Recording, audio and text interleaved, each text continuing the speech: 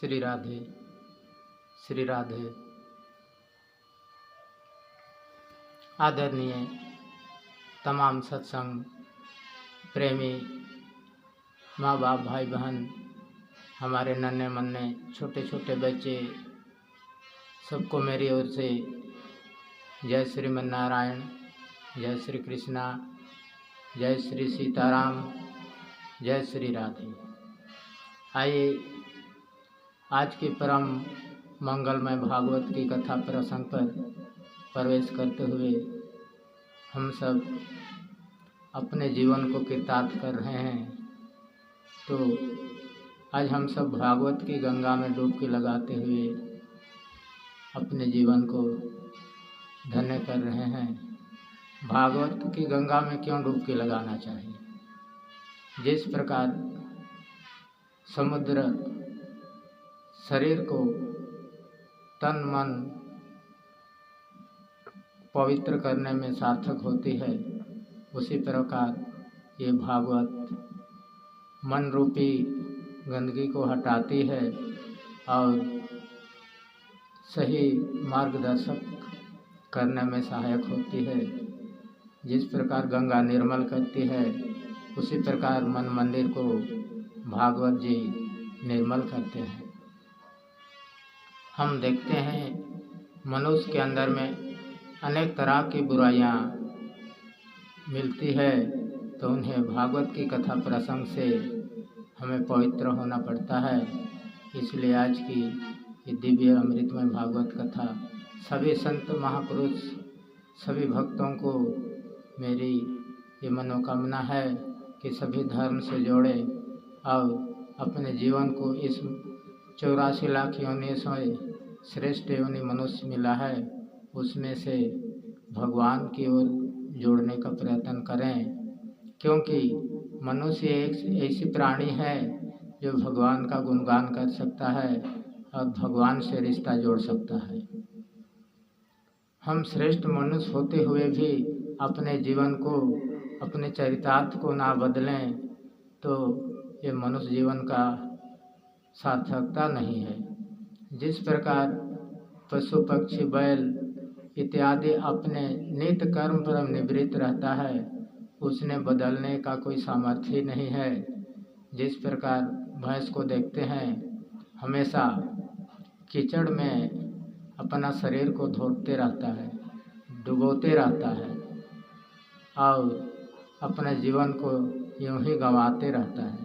लेकिन मनुष्य तो अपने जीवन को मंगलमय करने के लिए श्रीमद् भागवत कथा का रसपान करे तो जिंदगी उनकी जो अंधकारमय है वो प्रकाश में परिवर्तनशील हो जाती है।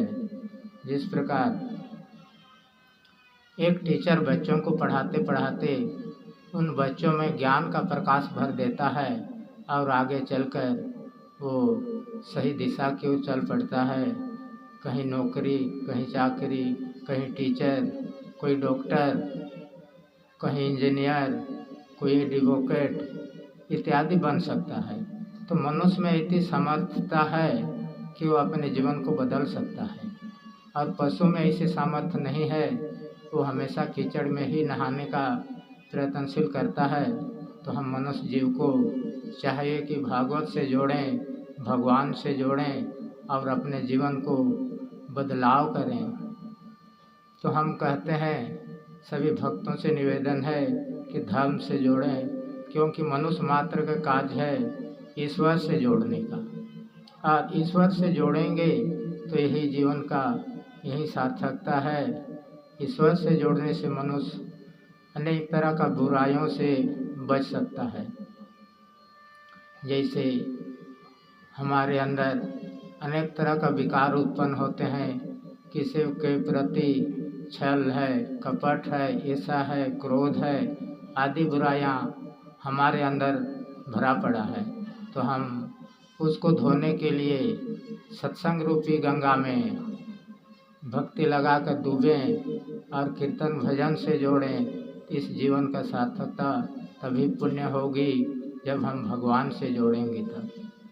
इसलिए मैं अपने मन मंदिर को साफ करते हुए सभी भक्तों से निवेदन करता हूँ कि कम से कम 1 आध घंटा भगवान के प्रति चिंतन, भगवान के प्रति भजन करते रहना चाहिए और ईश्वर से प्रार्थना करना है, हे विधाता मुझे मनुष्य का शरीर दिए हैं तो मैं आपका गुणगान करते रहूं हमेशा, और मेरे सब पापों को आप ही क्षमा कर सकते हैं। मेरे अंदर कोई सामर्थ्य नहीं है कि मैं पापों से बच सकूं, तो आप ही मेरे ऊपर कृपा करें।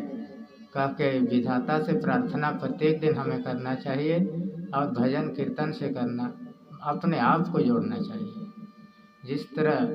जिस तरह हम खाना खाएंगे तो जिस तरह खाना खाएं शुद्धता का प्रतीक होता है। शुद्ध खाना खाएंगे तो मन मंदिर शुद्ध होते जाएगी, और खान पान में यदि हम गलत व्यवहार करते हैं तो मेरे अंदर बुराइयां आने लगती है, और बुराइयां आने से हमारे मन से विचार गंदे गंदे प्रकट होने लगते हैं और हमें अच्छे विचार नहीं कर पाते हैं। इसलिए हमें चाहिए भगवान हमारे इस मन मंदिर में प्रवेश करेंगे जब हम भगवान से रिश्ता जोड़ेंगे, भगवान का गुणगान करेंगे, सत्संग से जोड़ेंगे, कीर्तन भजन से जोड़ेंगे अपने आप को।